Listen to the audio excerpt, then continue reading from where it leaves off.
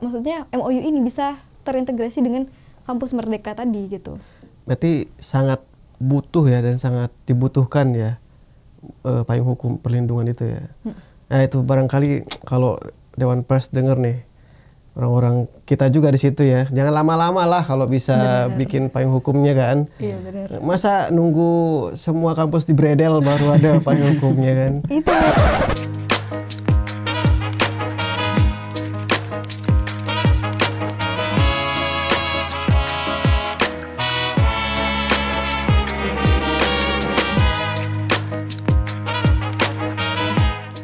Berapa orang yang putus? Waktu ada satu yang sudah wisuda, tapi yang lain dari itu ada sekitar 5 orang kalau enggak salah.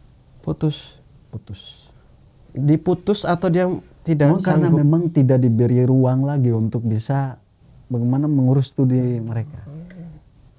Karena ada dosen yang bilang selama saya masih hidup di kampus kalian nggak akan pernah bisa untuk lulus. Itu yang nggak lulus.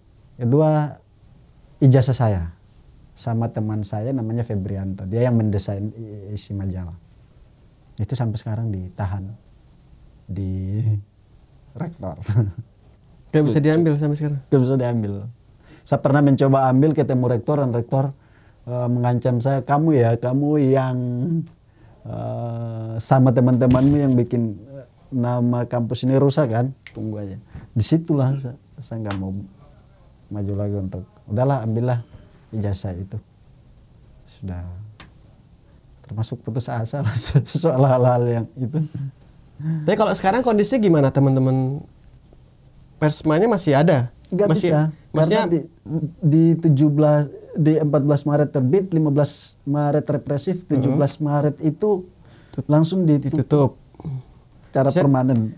Apakah ada pembentukan organisasi baru seperti misalnya teman-teman di Sumut kan mereka membentuk media baru tapi di luar kampus gitu, pernah terbayang gitu? Kami sempat dan bahkan dibantu juga, dibantu waktu itu untuk difasilitasi supaya kita itu bisa berdiri secara independen di luar.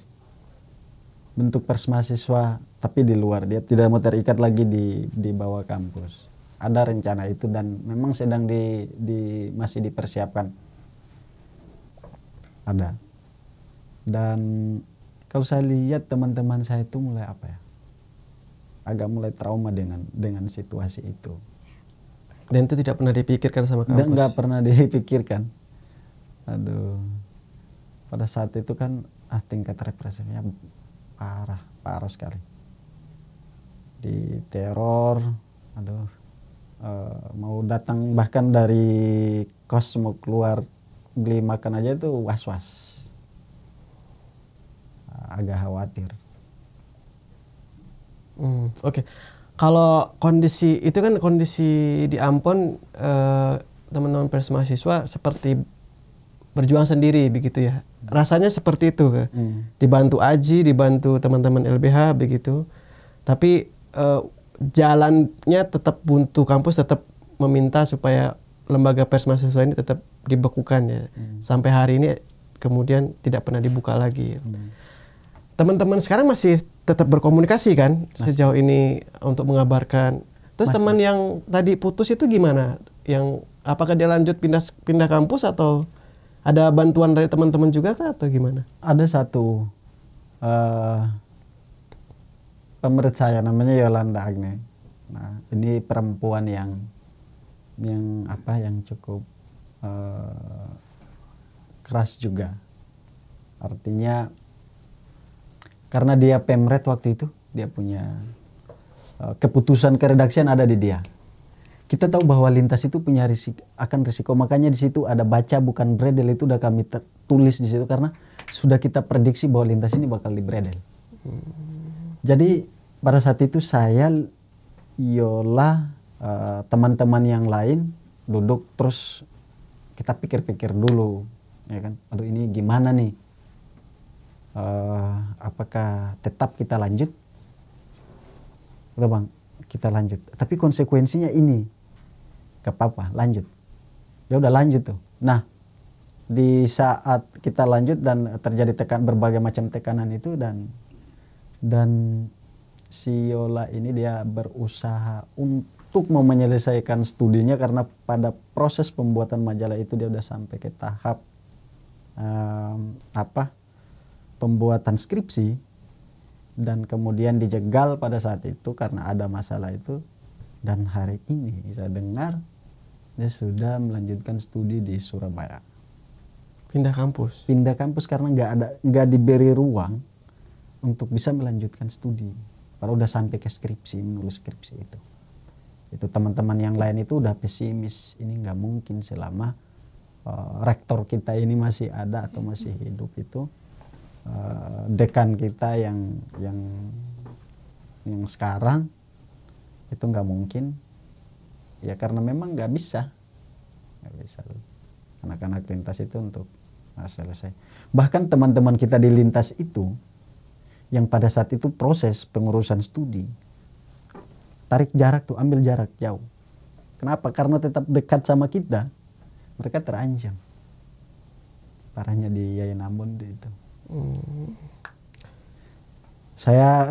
Kita tuh cukup bersyukur karena solidaritas teman-teman pers mahasiswa di luar pada saat itu bergerak masif sekali, dan itu sangat membantu kami, teman-teman suara pers mahasiswa di berbagai tempat di Indonesia pada saat itu, bahkan melakukan demonstrasi, menerbitkan beberapa artikel lintas sebagai dukungan kepada lintas. Itu yang bikin kami, wah kita harus tetap kuat karena ada teman-teman kita gitu. Ya, kalau di Suma UI ya pernah mengalami hal serupa begitu, sampai teman-teman pers mahasiswa putus sekolah kuliah gitu, atau dia mengalami trauma besar gitu karena terbitan yang dibuat oleh teman-teman pers mahasiswa? Kalau di periode aku sih syukurlah belum pernah ya, dan belum pernah juga terdengar hal yang kayak gitu. Itu syukur banget belum pernah. Iklim demokrasinya nggak seburuk di situ, karena aku melihat wah itu kenapa gelap sekali ya apa yang dialami sama lintas, karena semua dosennya aku juga nggak paham kompak untuk sama-sama menyerang lintas. Kalau di UI itu aku bilang itu bukan cuma mahasiswa, tapi kayak dosen-dosen itu banyak yang satu barisan gitu. Kalau seandainya ya di situ juga ada kayak gitu, karena sebenarnya liputan kita juga cukup banyak lah yang sensitif gitu, dan kita juga saling dukung gitu ya. Nah ada memang, tapi itu dari eksternal. Pernah sekali dari eksternal sama tentang kekerasan seksual di dalam kampus juga gitu, dan mungkin itu ya sampai intimidasi, dan ini sih ada memang waktu itu rencana pemidanaan dari keluarga pelaku gitu sih. Kita sampai situ, cuman memang kemarin itu setelah kita juga ngelapor ke LBH Pers, untungnya sih nggak berlanjut ya, jadi itu bener-bener hanya sampai penggeretakan aja, kita nggak sampai harus ngelibatin pihak kampus gitu. Terus kita juga nggak sampai ada yang trauma dan lain-lain. Mungkin memang ya kaget, iya sih kaget, karena kayak ditelepon malam-malam itu humas kita gitu kan, dan kita semua panik. Cuman karena waktu itu kita juga langsung ke pembimbing kita, dosen gitu ya, tapi dia juga support kita gitu. Jadi kalau seandainya ada apa-apa, orang ini beneran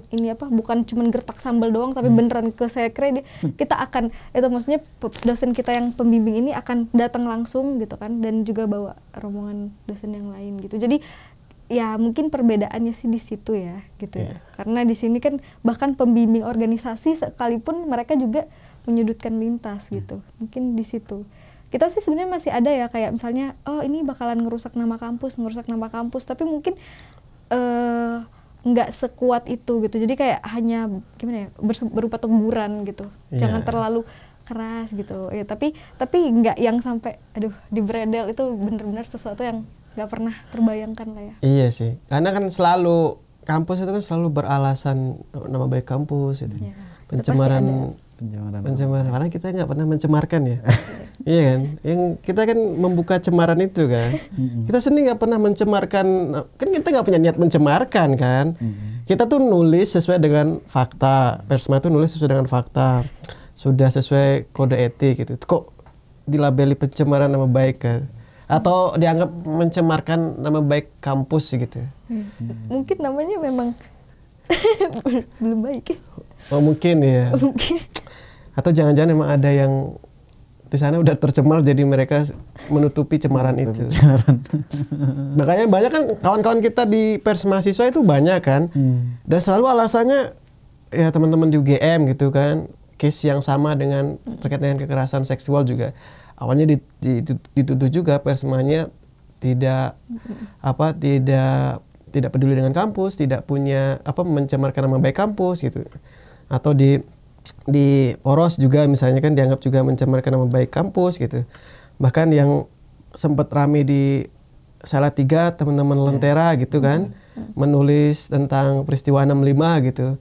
Dianggap juga tidak punya niat untuk melibatkan kampus dalam hal ini nama baik kampus loh gitu. Saya pikir hal-hal begitu selalu jadi alasan gitu.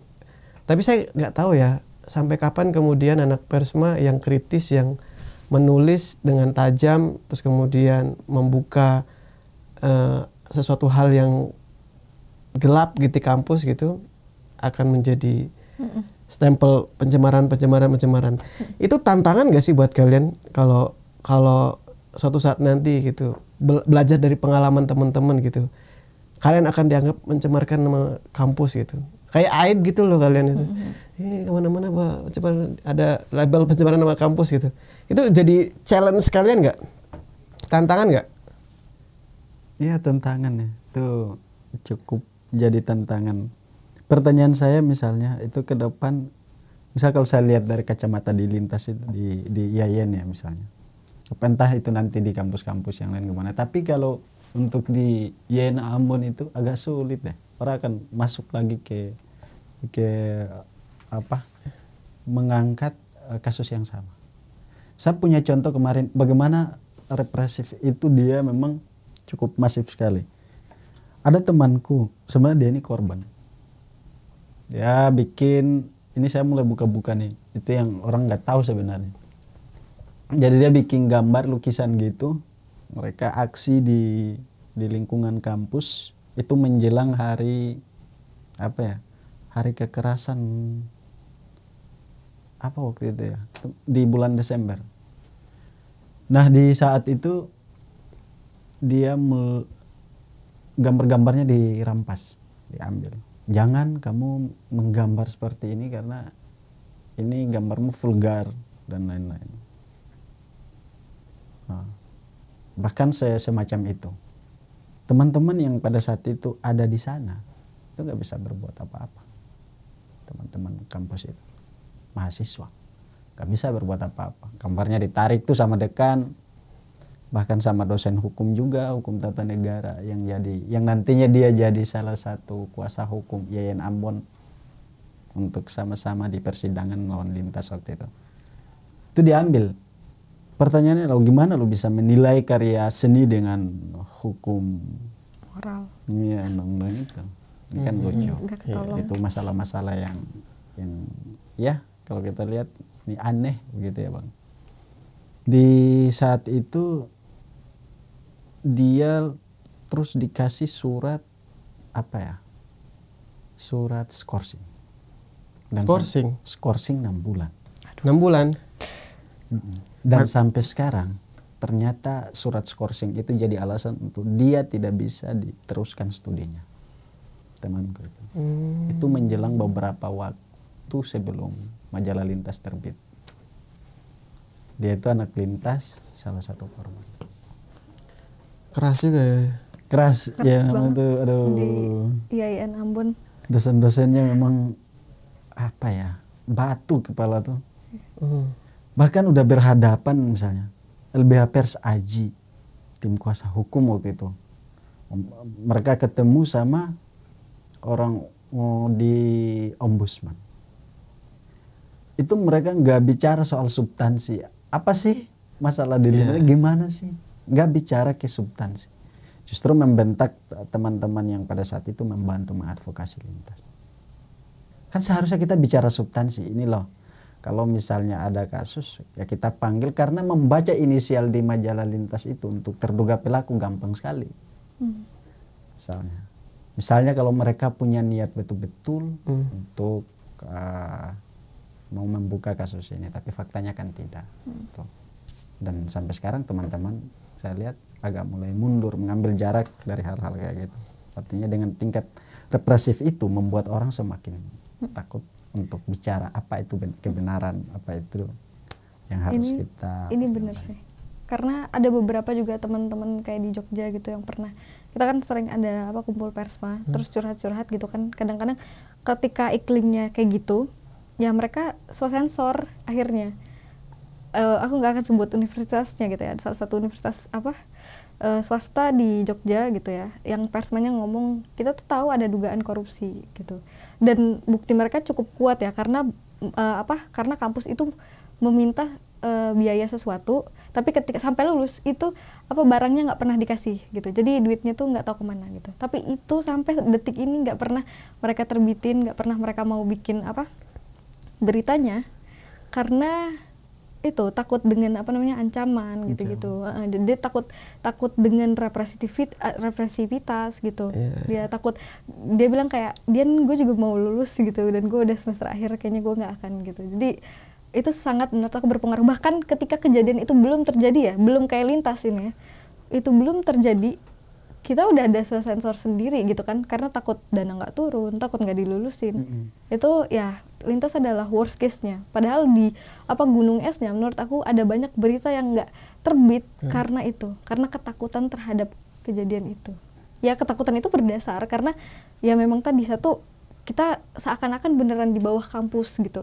Jadi adanya kebebasan pers di dalam dunia akademik itu masih ngawang lah ya, masih bener-bener masih bener-bener bayang-bayang aja gitu.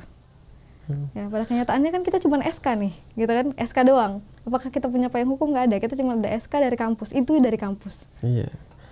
Ya, sisi lain kan kalian belum diakui gitu ya oleh undang-undang pers sebagai satu entitas yang punya kesamaan dengan media mainstream, karena teman-teman otoritasnya di kampus gitu.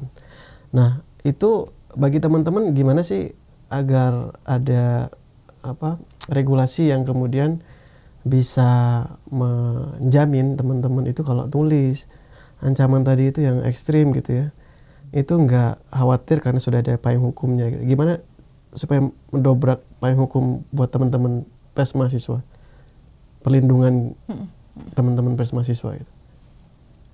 Kemarin kalau nggak salah itu beberapa tahun yang lalu itu sempat dibahas kalau nggak salah ya Dian, soal MOU antara Dewan Pers sama Kementerian Pendidikan Kebudayaan kalau nggak salah kan.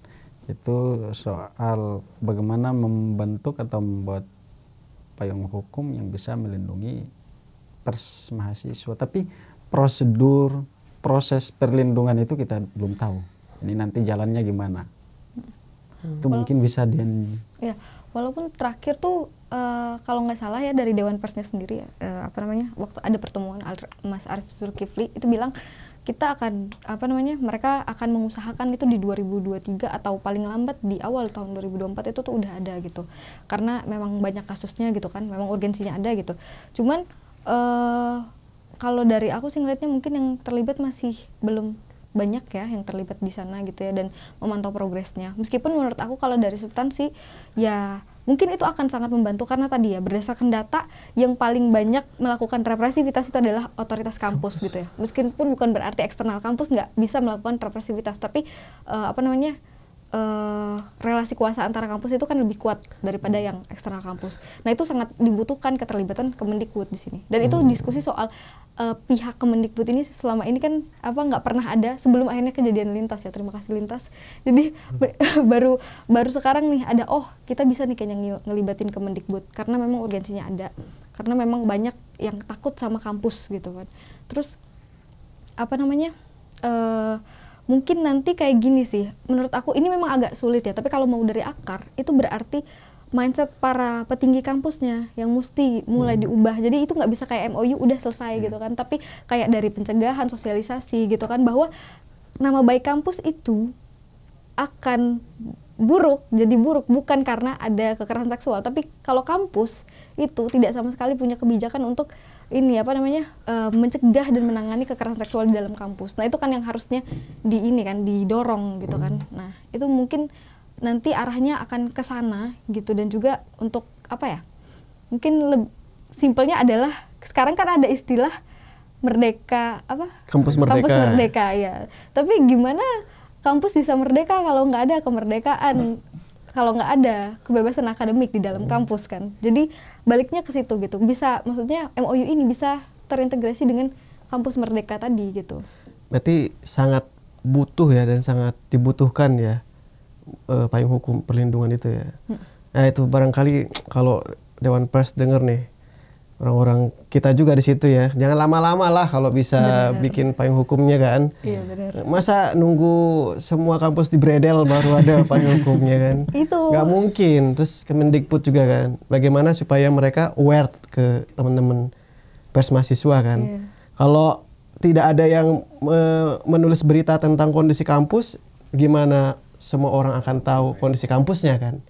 Saya pikir keberadaan Persma penting, dan tugas dan fungsi pers mahasiswa ya adalah membuka fakta dan kebenaran meskipun jalannya sangat berat begitu. Saya pikir itu saja dari kami, ini anak-anak muda yang sangat berani bicara, dan kita akan tunggu karya-karya mereka, dan kita akan tunggu juga payung hukum untuk teman-teman pers mahasiswa. Sudah saatnya, jangan lama-lama. Beta sudah lama menunggu ini. Jangan lama-lama. Oke, terima kasih. Sampai jumpa di program Judet selanjutnya. Bye.